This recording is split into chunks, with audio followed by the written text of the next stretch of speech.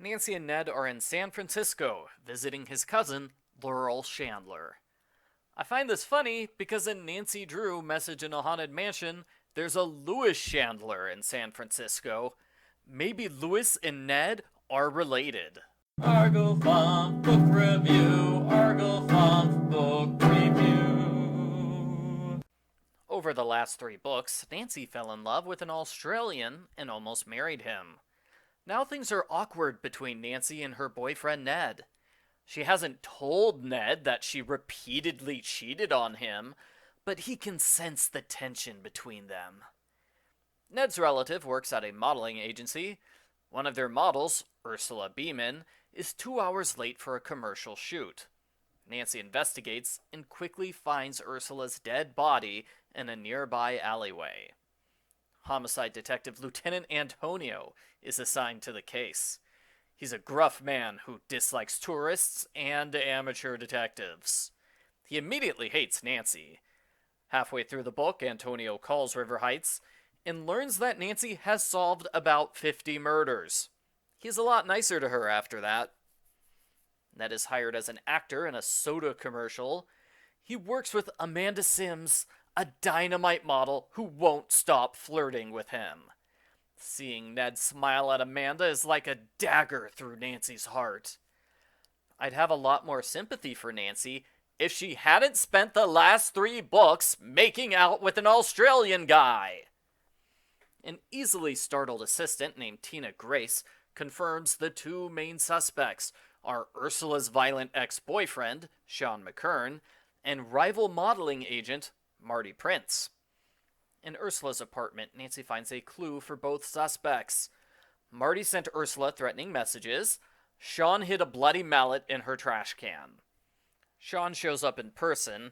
He's about 2 steps away from attacking Nancy in a fit of violent rage when she's rescued by Lieutenant Antonio. Amanda drops Ned off after work. Nancy spies on the 2 of them, laughing together. She's shocked when Amanda leans over and kisses Ned on the lips. Nancy makes the terrible decision not to ask Ned about the kiss, so readers never get an explanation for it. Why did Amanda kiss Ned? How did he react? What did they do afterwards? I want to know!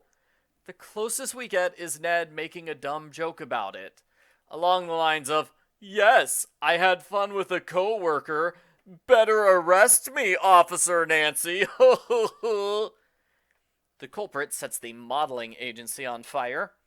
In a different book, this would be a big storyline, but this book prefers love drama to arson. Ned complains to his cousin that Nancy's acting suspicious and possessive. "Gee, Ned, maybe it's because you're cheating on her." Seriously, Nancy is a great detective. Why does Ned think he can cheat on her without her finding out? Nancy becomes even more possessive as she insists on being with Ned all the time. Ned and Amanda have a wardrobe fitting where he tells jokes in a silly cowboy accent. Nancy stands in the corner and glares at him the whole time. Ned later says Nancy is embarrassing him. How can you love someone if you can't trust them? This would be a great place for Nancy to admit she saw Ned kissing Amanda, but Nancy doesn't. She would rather let Ned think she's paranoid and unreasonable. Nancy visits Marty Prince, who proves to be a smooth talker with secret inside information. Marty argues with Tina, and he claims he can't be the killer because he recently signed a contract with Ursula. Killing a client would be bad for business. Speaking of murder, Sean appears in the damp fog and attacks Nancy. She makes a narrow escape using her often forgotten karate skills. Ned and Amanda film a scene in a hot air balloon. The culprit sabotages the burner, and the balloon almost crashes against some jagged rocks. Nancy helps save Ned, and they kiss in a rush of emotion. Ned says that brush with death made him realize he cares more about Nancy than anything else in the world. So all of their love drama is instantly forgotten. Tina panics when she learns Ned almost died today. Nancy realizes Tina's the culprit. Nancy calls Lieutenant Antonio for help, but he doesn't pick up the phone. Instead of asking a different police officer for help, Nancy decides to go after the mentally unstable murderer by herself. Ned's there too. She'll be fine, right? Tina holds everyone at gunpoint while she explains her various crimes. She's guilty of everything except the arson. That was Marty. Tina was trying to get revenge on Sean, who is her ex-boyfriend. Tina almost shoots Sean, but Ned tackles her and takes the gun away. Hooray for Ned.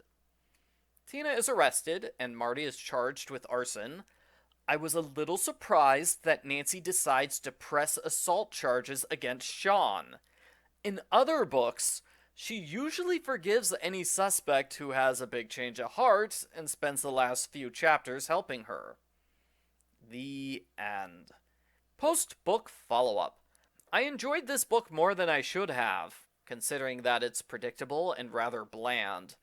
While there are some action scenes, it's not on par with other books where Nancy almost dies at the end of every chapter. Disappointingly, Nancy does little investigation. Marty is Nancy's main suspect, but she puts off meeting him until the second half of the book. That's the only time he appears before the ending. As for Sean, Nancy never seeks him out. It's like Nancy doesn't want to question suspects today. The book's main focus is love drama with Ned, which we have seen before in this series several times. I don't like how Nancy and Ned never talked about their problems.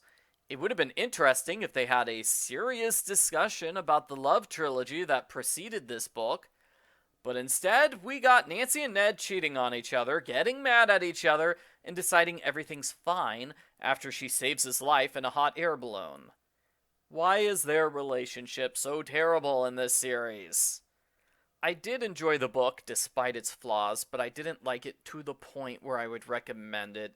It's a flawed mystery book that really wants to be a romance book, but it's a bad romance where Ned cheats on Nancy after Nancy cheated on Ned. I didn't like that romance angle. I give Nancy Drew Files number 75, A Talent for Murder, a 4 out of 10.